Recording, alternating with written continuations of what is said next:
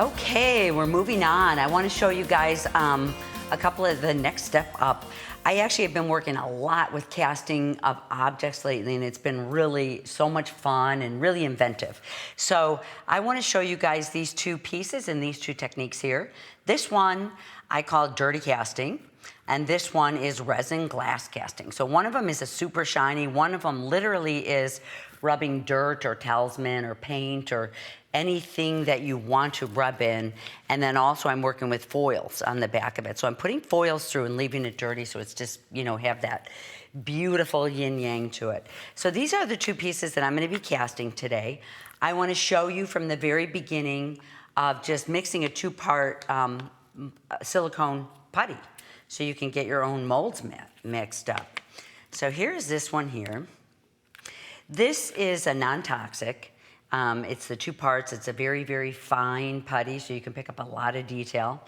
You don't have to be as exact as I was with the resin. And with this, I'm just going to mix my two pieces together.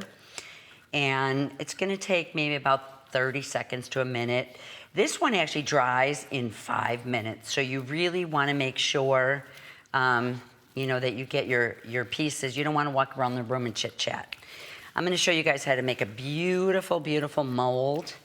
I guess I'll start with this glass piece. So what I do then is I take my piece and kind of form it, you know, to generally what size I need.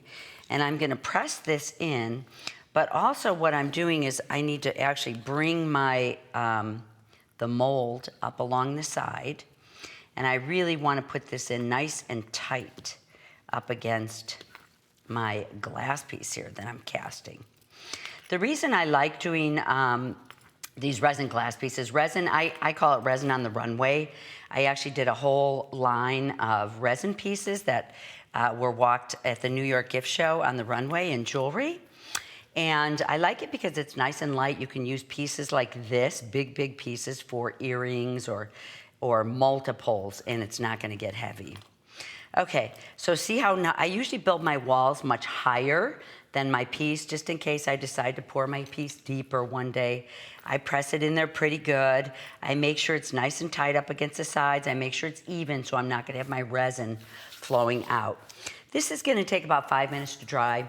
So while that dries, I've already got my, and you know, I'd make a mold for that too, but I think you guys get the idea. So I already have my resin mixed. I actually am gonna show you some tints. These are actually an alcohol-based. I love, love, love these, the tints. There's a lot of different colors. I kind of put together a little collection of foils and tints here. So you can see just mixing on this one is a silver foil with a little bit of this hacienda blue. This has been one of my favorite colors with the tints. I just start with one drop at first. And you know, this is for this hacienda here. Like I said, it's alcohol-based, so it just, you know, will be super, super clear. This is the clearest color that you're gonna have is, you know, just with a really light base, very, very transparent. I love the transparent colors. So that's mixed in. And when I go to pop this out, I'm gonna use this mold over here because when I go to pop this out, this needs a couple more minutes to dry. Whoops. This needs a couple more minutes to dry, so we're gonna let that dry. But when I pop out my piece that's dried for 6 hours, because remember there's a 6-hour dry, then you know I'll have something that's a little bit foggy. For me to get this up to this shiny, shiny point, I'm gonna show you guys a pretty cool technique. All right, well for one, there's my mold that's dry. I happen to have a dry mold here, and I'm just gonna pour my resin in, and I'm gonna let it sit. Now I'm gonna get my glove because I wanna show you how to make this piece nice and shiny. I think I'm gonna go ahead and use, you can see with a little bit of foil in the background, this is gonna make this piece look beautiful. So I'm just gonna go ahead and cut this out. This is that studio sheet that actually is really nice with, you know, my resin is not gonna stick to this. Oops. Usually I work more with my other hand. So I put a little bit on this back of resin, and I'm gonna lay this on here very, very tightly. I'm gonna pick up a paintbrush and I'm just gonna put a little bit, I need one more layer of resin. I need one more layer of resin on my, my resin glass piece to really make this nice and shiny. So I'm gonna go ahead and paint over this surface.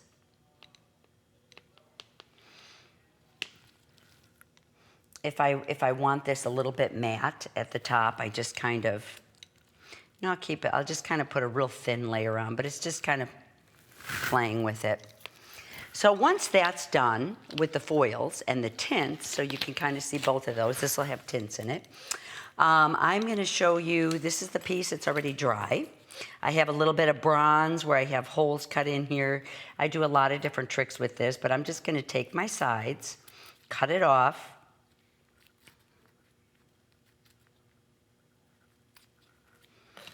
Use my files.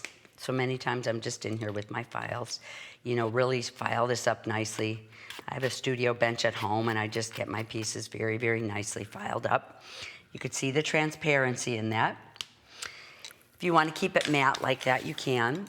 So this piece will be super, super shiny. It'll end up looking like this here.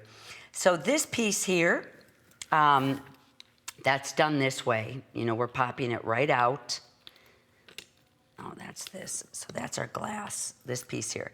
Now, if I want this piece, this is how it looks right when it comes out of the mold. So I have a little bit of work to do.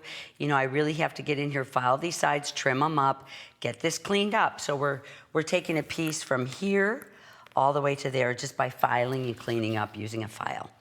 Now what I'm going to do is I want to show you just a little bit of drilling. I'm going to drill a hole in here, put a little bit of string through, and then you could string it up onto a piece. So with resin, a lot of people ask me if this can be done. Just super easy. So then your piece can be drilled and you're good. So for the dirty casting, I want to show you guys that one. This is the dirty casting. I actually picked up a little bit of dirt outside. You know, for me, like I said, it's like I'll use Talisman. I use a little bit of dirt in here. You could rub a number of different colors if you wanted to in your piece to get some beautiful colors. Sometimes what I'll do is I'll use a little bit of just some paints to get right on the surface of my piece. Get in these cracks and corners for the edges. I have a little bit of dirt in there. And now I've got my resin and I can just go ahead and pour right into here. I'm gonna let this finish drying. And this is what the piece will look like when I pull it out of the mold.